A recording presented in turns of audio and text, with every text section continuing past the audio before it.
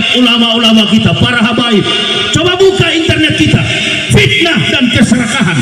Sesama ulama saling menjelek-jelekan. Karena apa? Ingin cari suara, ingin merebut umat, simpatisan, mencari simpati. Jelekkan Habib Rizik, jelekkan Habib Bahar, jelekkan para habib, para habaib yang ada di Indonesia. Hancurkan nama mereka.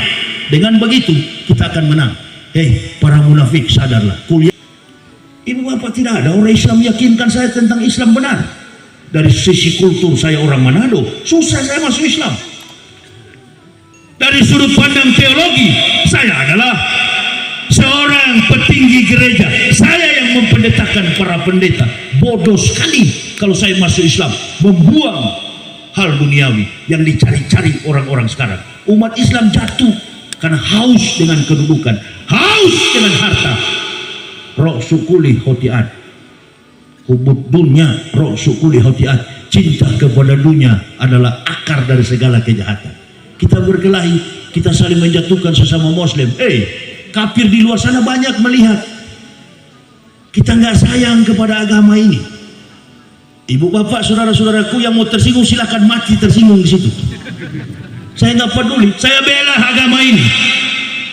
Kenapa kau berani begitu? Ya, saya berani karena saya tegakkan yang benar. Saya sudah lihat banyak pertolongan Allah yang terjadi dalam perjalanan dakwah kami. Sebelum kita lanjut, jangan lupa like, comment, subscribe, dan nyalakan notifikasinya agar tidak ketinggalan info terbaru lainnya. Semoga bermanfaat.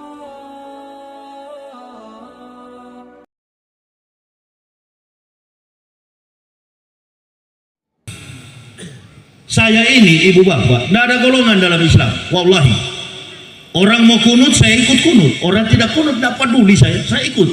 Muhammadiyah, NU. Tadi malam kan saya sudah bilang, makanan saya setelah masuk Islam cuma 2, pecel lele Lamongan NU, rumah makan Padang Muhammadiyah. Sudah. Ditambah dengan aliran-aliran baru ini. Coba lihat ulama-ulama kita, para habaib. Coba buka internet kita, fitnah dan keserakahan. Sesama ulama saling menjelek-jelekan. Karena apa? Ingin cari suara, ingin merebut umat, simpatisan, mencari simpati. Jelekkan Habib Rizik, jelekkan Habib Bahar, jelekkan para habib, para habaib yang ada di Indonesia. Hancurkan nama mereka. Dengan begitu kita akan menang. Hei, para munafik, sadarlah. Qul ya ayyuhal kitabi ta'alau ila kalimatin sawain bainana ila na'budu Allah wa nusyrika bihi wala yatakiza baduna ba'dan. Kepada ahli kitab pun Allah katakan, qul ya ayyuhal kitabi ta'alau ila kalimatin, kembali pada kalimat yang sama dengan kami. Apalagi antum seorang ulama yang ulama yang iri. Ini yang saya poin yang ke-6 tadi. Wal ulama'u bil hasad terjadi.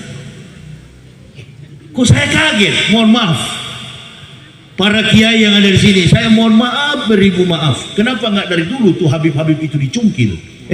Saya sedikit banyaknya tahu sejarah tentang Timur Tengah. Sedikit banyaknya saya tahu. Sedangkan kejahatan Panji Gumilang ini politik, taktik politik yang dia peran artikan dalam konstruksi kehidupan negara yang majemuk.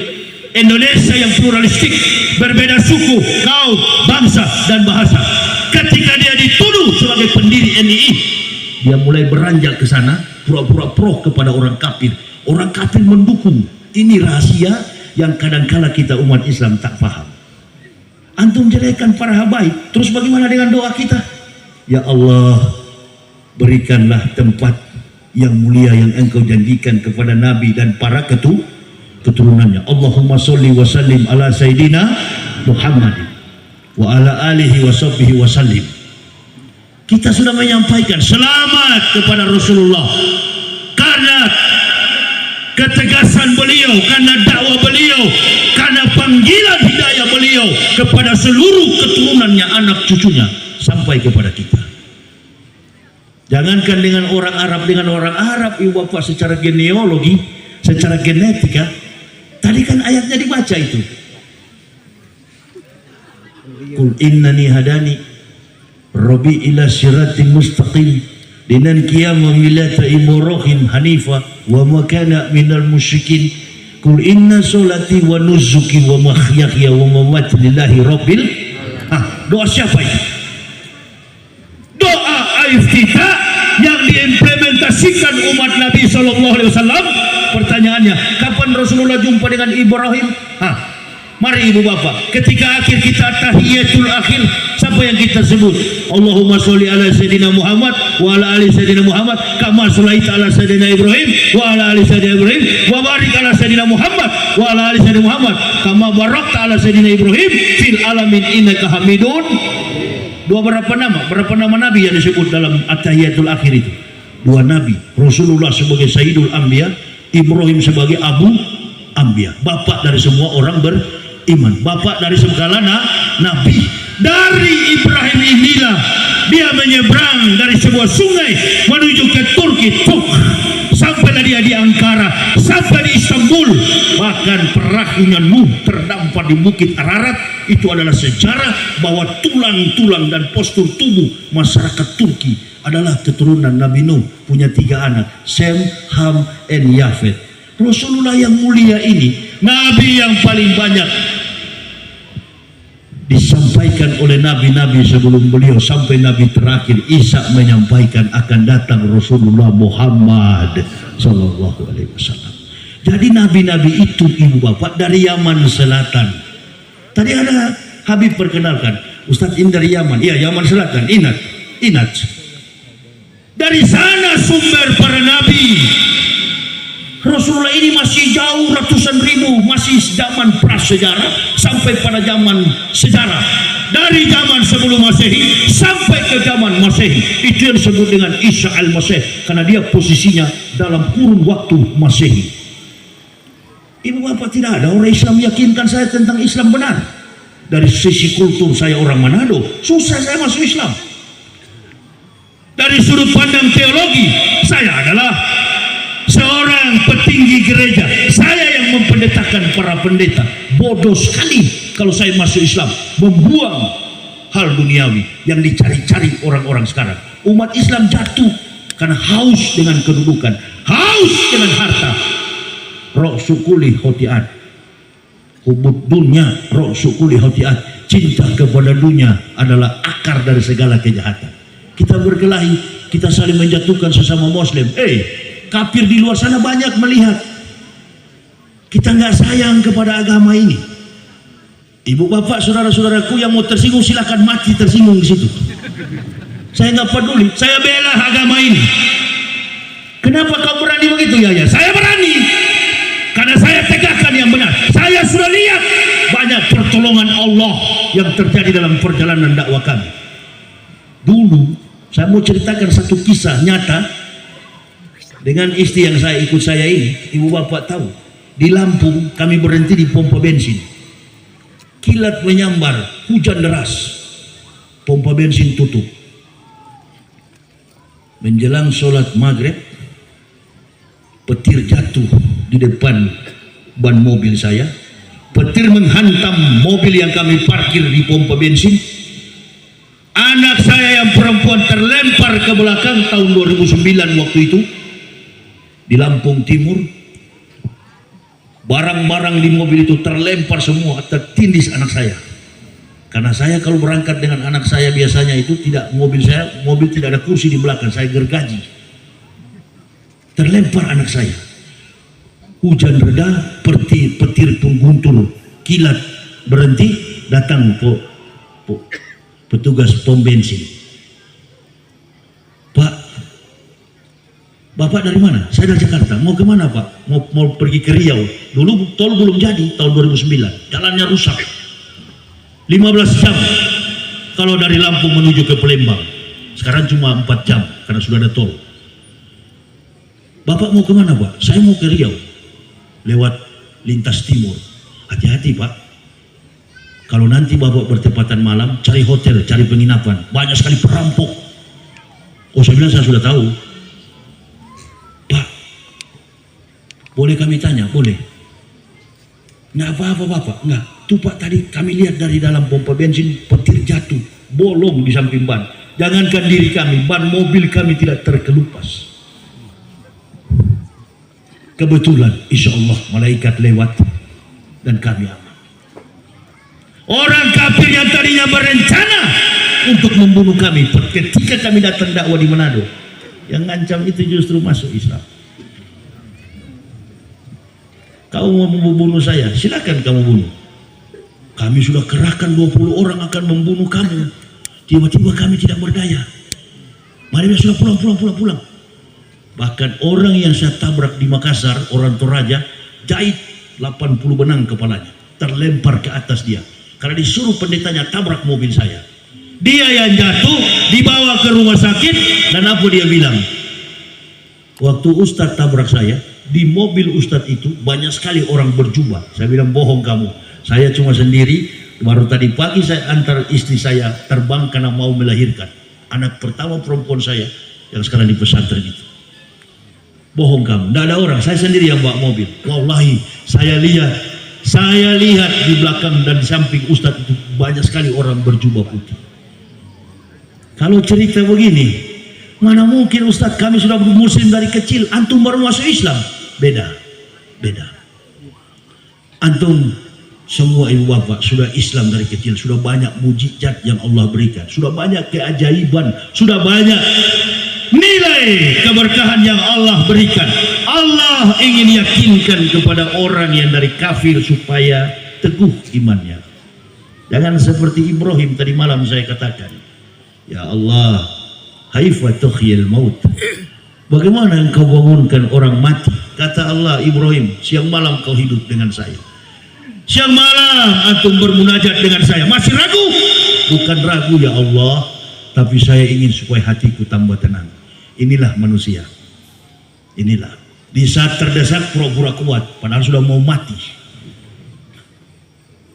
Kita di Indonesia ini kurang bergantung kepada Allah, pandang enteng. Apalagi yang kurang dengan didikan yang sudah diberikan. Kendati saling menjelekkan, tak perlu. Ada 6 kandidat yang akan jadi kades. Pasang kuda-kuda kalian, minta kepada Allah. Kalau satu yang dipilih oleh Allah, berarti doanya paling terbaik di hadapan Allah. Begitu juga yang caleg-caleg kalau ada hari ini, berdoa minta kepada Allah. Insya Allah orang-orang yang ingin jadi caleg, apapun partainya, kalau doanya benar di hadapan Allah, sikapnya amanah kepada umat, insya Allah adalah perwujudan dari iman, antum jadi caleg. Amin ya Rabbal. Kalau kades bisa-bisa nggak Ustaz 6 orang? Nggak ada kades 6 orang. Kades cuma satu yang akan dipilih. Cuma tidak ada yang perkenalkan diri sama saya, nggak usah saya umumkan. Bawa aja namanya ke sini, nanti saya umumkan. Sudah terlambat, it's too late my friend. Nggak boleh. Karena ini orang-orang yang membina masyarakat. Sekarang berapa tahun jadi kades? Jadi nggak tuh 9 tahun itu? Jadi nggak? Sudahlah, kalian kan jadi kades ini sudah tinggal tunggu-tunggu. Berapa anggaran dia nih dikucurkan ini? Jangan marah sama saya ya. Karena memang begini cara dakwah saya, ilmunya payah. Kalau mau tunggu yang berilmu banyak, insya Allah. Dengan melihat kekuasaan keajaiban Allah itulah, saya percaya. Saya nggak pernah istirahat. Kawan-kawan di Jakarta tanya, Ustaz kapan ente di rumah ini? Saya bilang, kapan antum istirahat? Nanti dikubur, saya bilang. Istirahat yang paling baik di dalam kubur. Berhadapan dengan mungkar dan nakir, ditanya oleh mungkar dan nakir. Kalau dia ustadz, dia kiai ajengan, mungkar dan nakir itu bangunnya pakai tangan. Kiai bangun, bangun kiai. Kalau dia jamaah, malaikat pakai kaki. Asep bangun. Bangun tadi. Untung jadi Asep. Kalau kepada munafik, ini nih bahaya. Ini nih sorban putih di kepala ban Vespa ini. Waduh. Pokoknya kalau Panji Gumilang diganggu, dia yang bilang kotor sekali mulutnya. Iya. Jangan disebut, istighfar cepat itu. Aduh. Kalau sudah itu, dari tahun ke tahun penyakit munafiknya itu nggak habis-habis di ban Vespa di kepala ini. Ini dia. Ini ban Vespa ini. Orang dari timur katanya dia. Kita bangsa timur, saya dari timur. Kami orang dari timur dikejar. Kami orang dari timur berpegang pada prinsip. Kalau itu benar, sampai mati kami tidak akan berhenti. Besok Habib Bahar mau datang di sini kan? Tanya sama Habib Bahar, bilang Ustadz Yahya yang suruh tanya. Bagaimana kita dari timur kalau tahu barang itu benar? Jangankan cuma Panjarang, mau mati kami tidak takut sedikit pun. Allahu Akbar! Ini katanya mengaku dari timur. Panji Gumilang diganggu, apa dia bilang? Kamu punya nenek moyang semua ambil, katanya itu. Ini orang ini kalau ketemu face to face paling bagus kikomi dan strike pada dia. Itu dia. Saya pernah bilang di YouTube itu, jangan pakai polisi, jangan lapor polisi. Di mana kita jumpa baklai kita, baku habis kita. Ada di YouTube saya itu. Itu orang mulut besar begini, penakutnya minta ampun itu. Ada apa-apa peralat, karena dia pikir dia masih berkuasa. Dia di samping seorang penguasa negara. Hati-hati kawan, sedangkan umur saja habis, apalagi jabatan. Kita doakan Pak Jokowi, Pak Maruf. Terima kasih Pak Jokowi. Anda jadi presiden hanya satu yang bagus. Apa? Muncul perbedaan yang sangat signifikan. Perbedaan yang sangat nyata dalam komitmen ketauhidan. Mana emas, mana imitasi. Tadi malam saya bilang mana emas, mana tai. Akan tahu inilah rezim Pak Jokowi meninggalkan legacy, meninggalkan pesan kesan yang sangat-sangat kental untuk kita tahu ini emas, ini bukan. Artinya muncul orang-orang munafik di zaman pemerintahan ini. Ada bagusnya. Apalagi Pak Maruf kemarin datang ke Palembang. Assalamualaikum Kiai. Waalaikumsalam. Boleh tanya Kiai? Oh boleh. Ada apa? Ini Kiai mau tanya Kiai, bagaimana perkembangan Islam saat ini? Yang saya lihat orang Islam ini sudah meninggalkan kata insya Allah. Yang ada umat Islam ini weekend. Nonton aja kalau saya fitnah itu. Ada di YouTube itu. Apa Kiai? Ya mereka sudah meninggalkan insya Allah. Allahnya hilang. Siapa yang kasih hilang ruh? Siapa yang kasih hilang? Saya baru bicara dengan Kiai yang umurnya sudah 80 lebih. Saya tanya, umur berapa Kiai? Aduh, waktu lahir enggak ada akte. Bocor juga. Berapa Kiai? Lihat dari postur anatomi secara antropomorfistis. Saya bisa prediksi dari dagu leher beliau ini, saya sudah bisa prediksi. Ini sekitar 88 atau 89 tahun beliau itu. Artinya sudah tua, mata masih kuat, suara masih kuat. Allah berikan umur panjang. Alhamdulillah. Ditambahkan usia setahun. Umat Islam setiap Muharram ditambahkan usia setahun. 5 yang harus kamu antisipasi. Ingat masa mudamu sebelum tua. Kalau sudah mau mati, masa dibawa segala macam. Ada kubur di Kerawang itu yang mahal sekali. Sandiago Hills. Paling rendah itu Pak, harganya saya pernah tanya. Waktu Habibie dikuburkan di situ, 200 juta satu liang Pak. 200 juta masuk ke situ kuburan Sandiago Hills di Kerawang. Kita ini di Pembuaran berapa satu lubang? Saya kalau berdiri begini, ini paling cuma 1,5 meter ini kain kafan, bungkus tuh Yahya itu. Saya tanya bini saya, Dek, berapa kain ini kalau saya mati? Paling 2 meter Pak. Hanya itu kita bawa. 2 meter berapa harganya kain kafan? Tanya aja kepada pembungkus mayat. Berapa harganya? Murah sekali. Cuma murah. Yang menjadi mahal itu iman dan amal soleh. Silakan kalian bilang kami radikal, kami ustadz keras. Tujuan kami adalah untuk NKRI, Negara Kesatuan Republik Indonesia, dan tegaknya Islam di masa akan datang. Mengapa? Apa alasannya? Karena kalau Islam kuat, negara pasti kuat.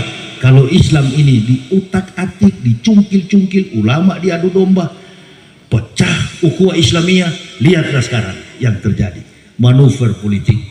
Bapak-bapak ini polisi dan tentara harus menduduki lembaga strategis. Apa kurang umat Islam ini? Mayoritas bangsa kita ini mestinya menduduki posisi-posisi strategis, tempat-tempat terhormat. Orang kafir silakan jadi pemimpin di daerah yang mayoritas kafir. Betul apa betul? Taktik dalam berpolitik.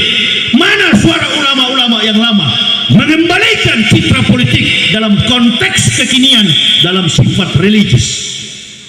Agama itu kan menjadi payung dalam kehidupan kita. Awal kita lahir, kita bersyahadat. Saya punya anak 3 orang masuk Islam dengan istri, 4 dengan saya, 5 dengan saya, 3 anak 1 istri dengan saya.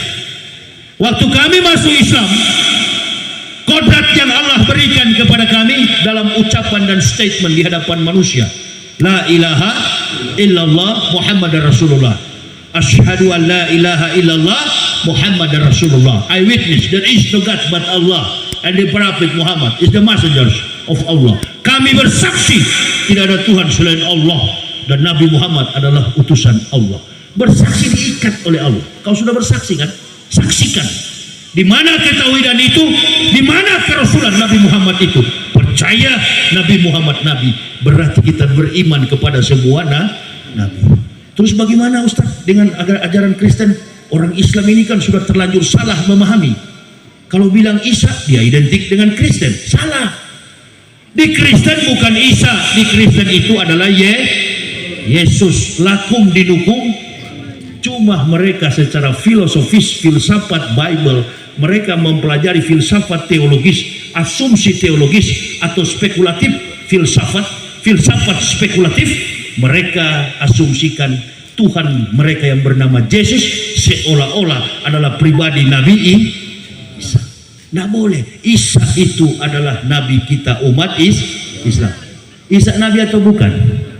Nabi atau bukan? Urutan keberapa? Urutan ke-24. Berapa jumlah Nabi dalam Islam? 124.000 jumlah Nabi.